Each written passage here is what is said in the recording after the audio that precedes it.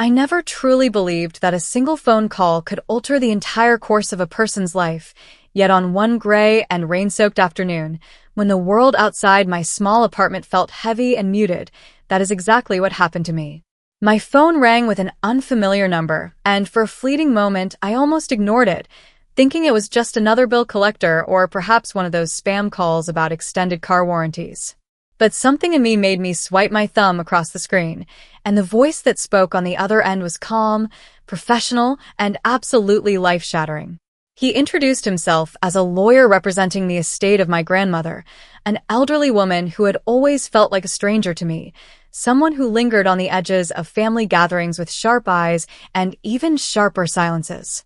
He told me, in the most matter-of-fact way, that she had passed away and, with her passing, had left everything she owned solely to me. I remember thinking it must be some clerical error, that surely she had dozens of relatives more deserving, and yet when I asked him to clarify, he repeated it just as calmly as before. And then came the number.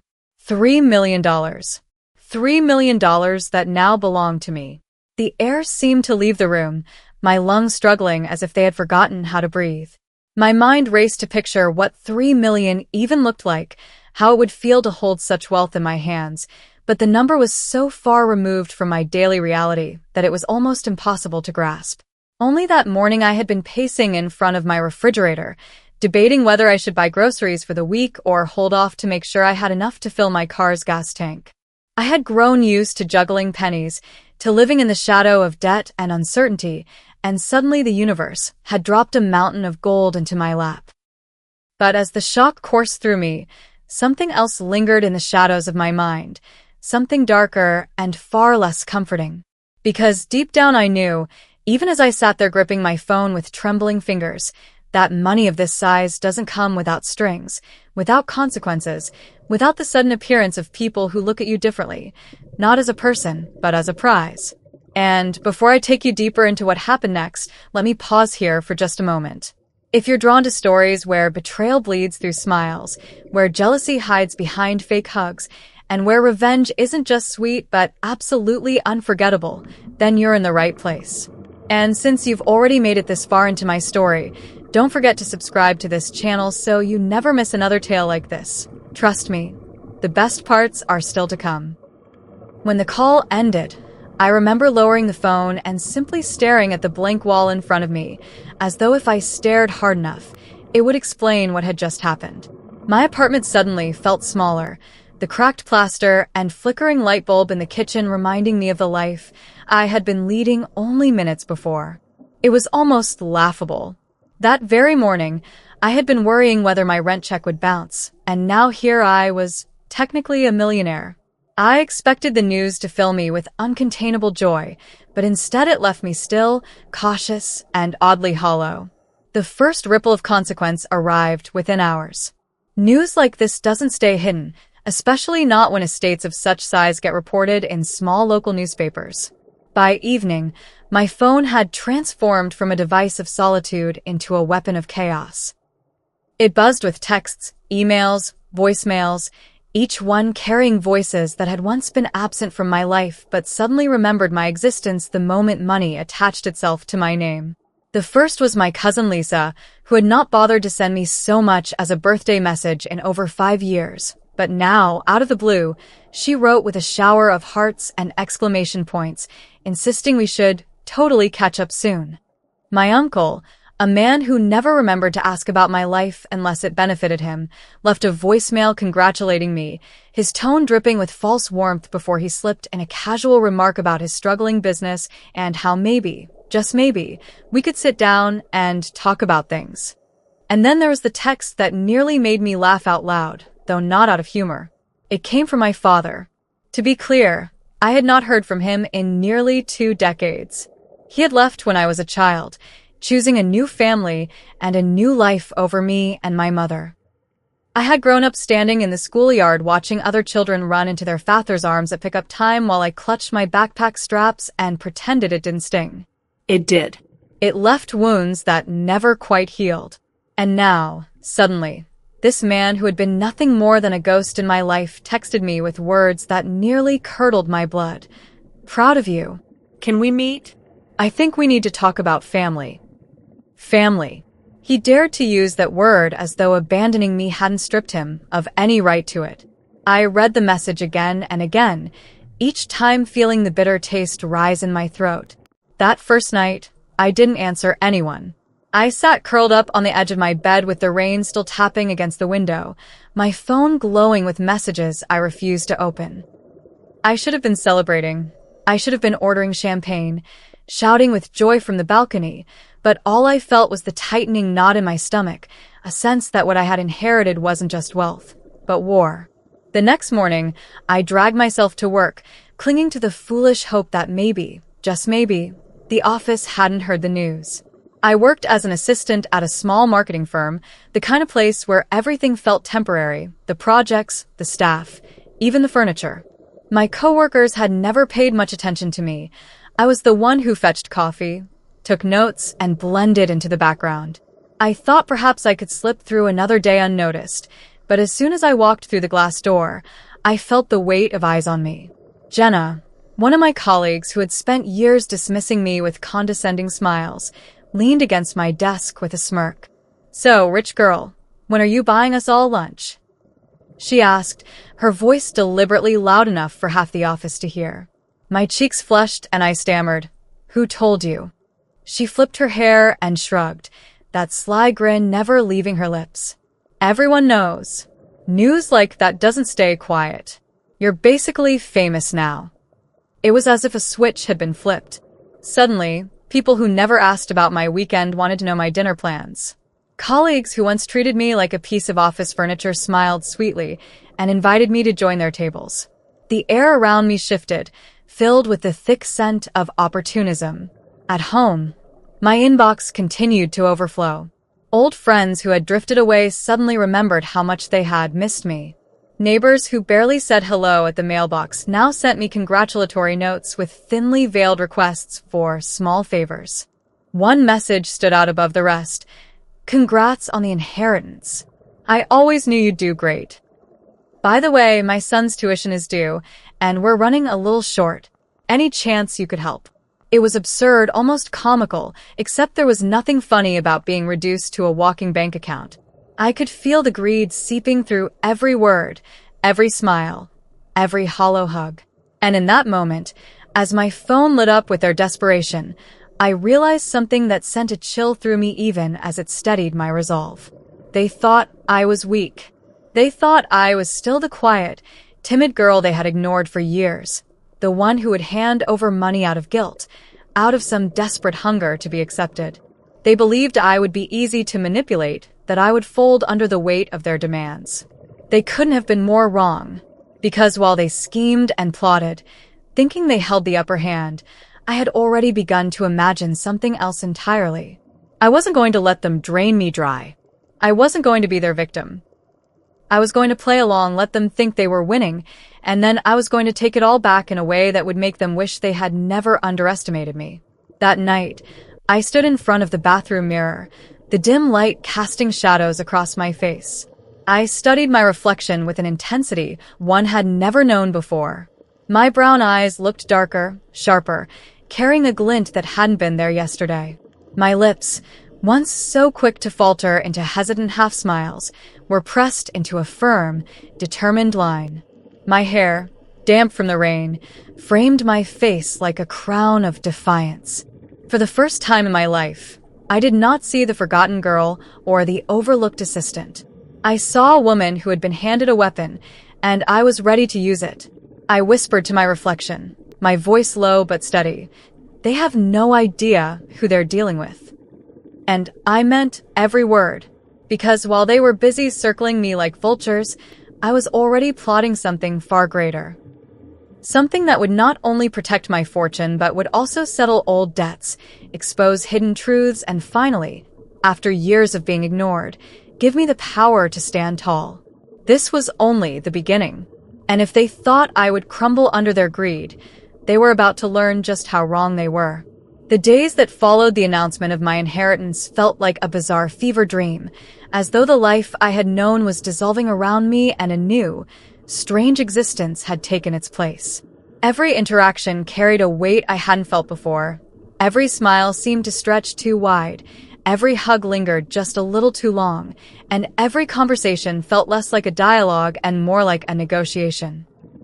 It was as though the people around me had been replaced by actors, each of them playing the role of affectionate friend, supportive coworker, or loving relative, but their eyes betrayed them. Their voices quivered with hunger, and their intentions seeped through the cracks of their performances. It began with small gestures. A co-worker brought me coffee for the first time in 3 years, her hands trembling slightly as she placed it on my desk with a saccharine smile. "Just thought you might need a pick-me-up," she said, but I could see her glance at my bag, at the faint shimmer of the new phone I had allowed myself to buy, and I knew it wasn't kindness that guided her but calculation. At first, I played along, smiling, thanking her, and pretending to be touched by the sudden wave of affection that had begun to surround me. Then came the invitations. Cousins I hadn't spoken to in a decade called me out of the blue, insisting we absolutely had to have dinner together soon. Old friends popped back into my messages, reminding me of the amazing bond we used to have and suggesting we go on a trip together, somewhere sunny, somewhere expensive. Neighbors who once scowled at me for playing my music too loud appeared at my door with freshly baked pies, their voices dripping with rehearsed warmth as they asked how I was holding up with all this sudden attention. At first, I smiled. I accepted their hugs, nodded at their words, and allowed them to think I was overwhelmed, that I was grateful, that I would be easily swayed. Inside, however, I was taking notes. I watched their body language, the way their eyes lingered too long when the subject of money came up, the way their laughter faltered when I spoke about anything other than wealth. I cataloged their behaviors, their phrases, their tones. I was building a map of their greed, and though they thought they were weaving me into their nets, I was the one slowly winding the threads around them. The boldest of them all, unsurprisingly, was my father. It didn't take long before he moved from vague texts to outright demands. One evening, I sat in my apartment, staring at the screen as his messages came through one after another, each more insistent than the last. "We should meet. Family is important." Then, a few hours later, "I know things were difficult in the past, but we can fix this. Let's start fresh." And finally, when I didn't respond, "Your grandmother would want us to be close. She'd want me to be part of this." Part of this. He didn't even try to hide the implication. Not part of my life, not part of my healing, but part of this. My money, my inheritance, my sudden fortune. He had abandoned me when I was a child, left me to grow up in the echo of his absence, and now he wanted to return because the numbers in my bank account made me useful to him again. The audacity almost made me laugh, but instead, I crafted my reply with care. I wrote, "I'd like that. Let's meet soon." Because while every fiber of my being wanted to scream at him, to cut him off with the finality he deserved, I knew there was more satisfaction to be found in letting him believe he was winning, letting him believe I was naive, and then watching the illusion shatter around him when the truth finally came crashing down. My coworkers were no better. One afternoon, my boss, who had spent the last 2 years reminding me that assistants were replaceable and lucky to have steady paychecks, called me into his office. He leaned back in his chair, folding his hands as though preparing for a heartfelt confession, and told me that he had always seen potential in me, that I was wasted as just an assistant, that perhaps I should consider investing in one of the new projects the company was pursuing. He spoke of partnership, of opportunity, of shared success, but I heard the subtext loud and clear. "I know you have money now, and I want a piece of it." I nodded slowly, feigning uncertainty. "I'll think about it," I said softly, watching the relief flood his face, as though he had just convinced me. He had no idea that I was already planning to walk away from that office and never return, but not before making sure he learned a lesson he wouldn't soon forget. The pressure grew heavier with each passing day. My phone became a battlefield, my inbox a graveyard of desperate pleas. Some tried guilt.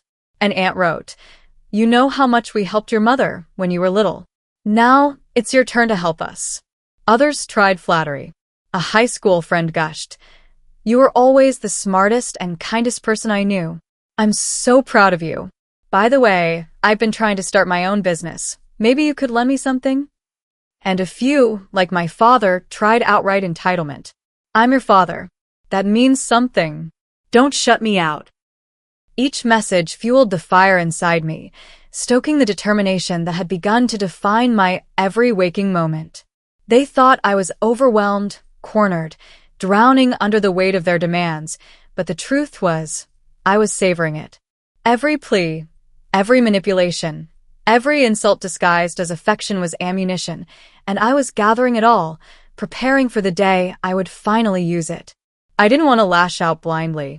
No, revenge needed patience. It needed precision. It needed the kind of timing that would make it unforgettable. So I began laying traps. When my father suggested dinner, I agreed, my voice soft and hesitant, as though I were nervous but willing. When my boss pressed me about investments, I promised to consider it, asking for more details as though I truly wanted to be involved. When friends suggested expensive trips, I smiled and said, maybe that could be fun. Each time, I dangled the bait just low enough for them to bite, just long enough for them to think they had me wrapped around their fingers. And all the while I was documenting. Every phone call was recorded. Every text was saved. Every email was carefully filed away. I told no one, not even the handful of people I still believed were genuine, because secrecy was my shield. I wanted their greed on record, their words preserved in stone, their manipulations captured so clearly that when the time came, there would be no denying who they truly were. I carried myself like the same quiet woman they thought they knew, smiling shyly, hesitating when they asked for too much, pretending to be confused and overwhelmed. Inside, though, my mind was sharp, calculating, alive with the vision of how this would all end. Because here's the truth, revenge isn't just about anger. It isn't just about payback. It's about artistry. It's about patience and precision, and making sure the people who hurt you learn, in the deepest way possible, that underestimating you was the biggest mistake of their lives. And before I move on, let me say this. If you're still listening to my story and you feel the tension building with every word, make sure you've subscribed. Because the storm is only beginning to rise, and you won't want to miss the moment when it finally breaks. One evening, I stood in my apartment, surrounded by the glowing screens of my laptop and phone, reading through dozens of manipulative messages, and I felt something shift inside me. The fear, the hesitation, the uncertainty that had gripped me when I first heard about the inheritance, they were gone. What remained was clarity, pure and sharp as glass.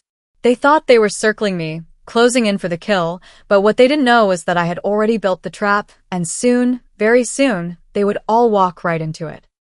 My father, my boss, my coworkers, my so-called friends, they believed they were about to profit from my good fortune. But what they didn't know was that I wasn't the prize. I was the hunter, and every single one of them was about to learn what it felt like to be prey. The night I decided to put my plan into motion, the city outside my apartment window was alive with lights, yet I felt as though the entire world had narrowed down to the glow of my laptop screen and the fire in my chest. For weeks I had smiled, nodded, played the part of the overwhelmed, grateful, naive heiress, letting them all believe they had me cornered, that I was so desperate for love, approval, and acceptance that I would hand over my fortune just to buy it. But what they never realized was that every word, every plea, every manipulation had been recorded, preserved, and tucked neatly into a folder that now sat ready on my desktop, waiting for the right moment to burn through their illusions like fire through dry leaves. The dinner with my father was the first stage. He insisted we meet at an expensive restaurant downtown, the kind with velvet chairs, chandeliers dripping with crystals, and menus so overpriced they didn't bother printing numbers, just vague descriptions of market value. When I walked in, he was already there, dressed in a suit that was far too new, his hair slicked back, his smile wide but brittle. He stood as though to embrace me, but I held back, letting the air stretch between us, letting him feel the distance I wasn't ready to close. "Look at you," he said, his voice thick with false pride. "All grown up, successful, beautiful. I knew you'd turn out amazing." I wanted to laugh in his face, to scream that he had known nothing about me for 20 years, that he hadn't been there to see me cry on my birthdays, hadn't been there when my mother worked 3 jobs just to keep food on the table, hadn't been there for anything. But instead, I smiled softly, tilting my head as though soaking up his praise. "Thank you," I whispered. We sat down, and almost immediately the conversation turned to money, though he tried to mask it in the language of family and legacy. He spoke about building a future together, about fixing old wounds, about how blood ties can't be broken. He told me about his financial struggles, about investments that had gone wrong, about debts piling up, about how much he wanted to provide for me now if only he had the means. And then, carefully, he slid the idea across the table like a poisoned gift. Perhaps I could help him out, just a little, just enough to get him back on his feet, so he could be the father I deserved. I nodded slowly, pretending to consider it. "That sounds reasonable," I murmured, my eyes downcast, my voice trembling just enough to sound believable. Inside, I was almost giddy because I knew that my phone, hidden carefully in my bag, was recording every word, every self-pitying sigh, every manipulative plea, every excuse. It was all being captured, preserved, and ready to be used. And he wasn't the only one. My boss, who had been pressing me to invest in his latest company project, received the same treatment. I met with him in his office, listened to his grand promises of profit, his assurances that he would personally guide me through the process, and I smiled, nodded, and asked innocent questions that made him reveal more than he intended. He grew bolder with each meeting, dangling the fantasy of partnership while barely hiding the fact that he saw me as nothing more than a piggy bank in heels. And again, I recorded it all. The friends who wanted trips, the cousins who wanted loans, the co-workers who wanted favors. They all spoke freely, believing I was too soft, too trusting, too desperate for their company to say no. And every single one of them walked right into my net. By the time I was ready, I had hours of recordings, hundreds of texts, dozens of emails, all of them dripping with greed, manipulation, and entitlement. The only thing left was to decide how best to reveal the truth, how to make them feel the same humiliation, the same sting, the same emptiness they had tried to force upon me. The opportunity came sooner than expected. My father decided to organize a family dinner, claiming it was a chance to reconnect, to heal the past. He invited relatives I hadn't seen in years, cousins who barely remembered my name, uncles and aunts who once dismissed me as the quiet child. When I walked into the rented banquet hall, the air was thick with perfume, cologne, and the unmistakable scent of greed. Eyes followed me as though I carried the 3 million in my purse. Smiles stretched wide, hands reached out, voices sang my name with exaggerated warmth. I smiled back, embraced them, played the part one final time. The dinner began with toasts, with my father standing at the head of the table, speaking about family, about bonds, about legacy. He spoke as though he were the patriarch, the noble figure welcoming his long-lost daughter back into the fold, and I let him. I let him bask in his performance, let them all believe they were moments away from securing their piece of me. And then I stood, my heart hammered in my chest, but my voice was calm, steady, almost gentle. I thanked them for coming, thanked them for their love and support, and then I pulled out a small remote from my bag and pressed the button. The projector screen behind me flickered to life, and suddenly the room was filled with voices that were all too familiar, their own. The recording of my father played first, his voice dripping with entitlement, his words twisting love into leverage. "I'm your father. That means something. Don't shut me out.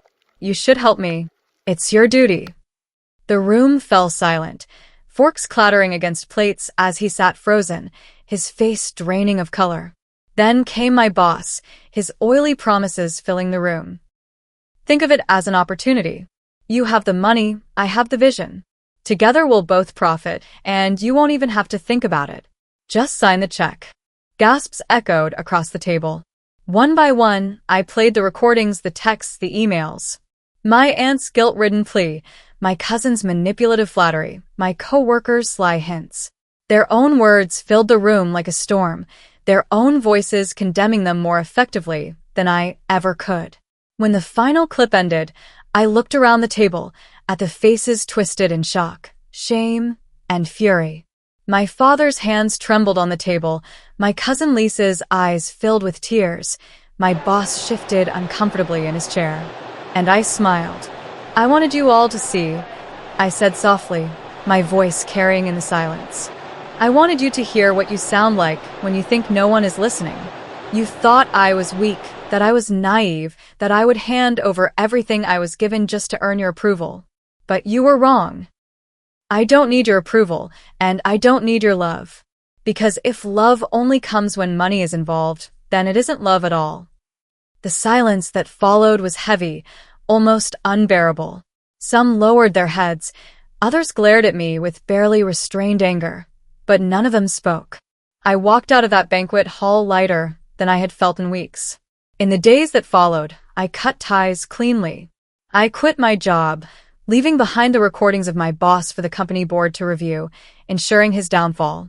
I blocked the numbers of manipulative relatives, stopped answering their messages, stopped allowing them into my life. My father tried once more, calling me late one night, his voice desperate, begging me to understand, to forgive, to be a family. I let the phone ring until it stopped. Because I had finally understood something. Money doesn't change who people are, it only reveals it. And what I saw when the veil was lifted was enough to last me a lifetime. I invested part of my inheritance into my own future, into projects that mattered to me, into helping the few people who had stood by me when I had nothing, not because they wanted a slice of me, but because they truly cared. I donated to causes that had once helped my mother, ensuring that someone else would never feel as alone as I had. And the rest I kept, secure in the knowledge that it was mine, not theirs. Standing at my window one evening, watching the city lights flicker against the dark sky, I felt a peace I had never known before. They had underestimated me, tried to take from me, tried to reduce me to a wallet and a dress. But I had turned their greed into their shame, and I had walked away stronger. And as I tell you this now, I'll leave you with one final thought. Never let anyone convince you that you are powerless, that you are weak, that you are theirs to use. Because sometimes the sweetest revenge is simply showing them how wrong they were. And before I end, let me remind you, if this story struck you, if it made you feel the way I felt when I finally took control of my life, then subscribe to this channel. Because stories like this aren't rare, and every week I'll share another tale of betrayal, jealousy, and the kind of revenge that lingers long after the last word is spoken.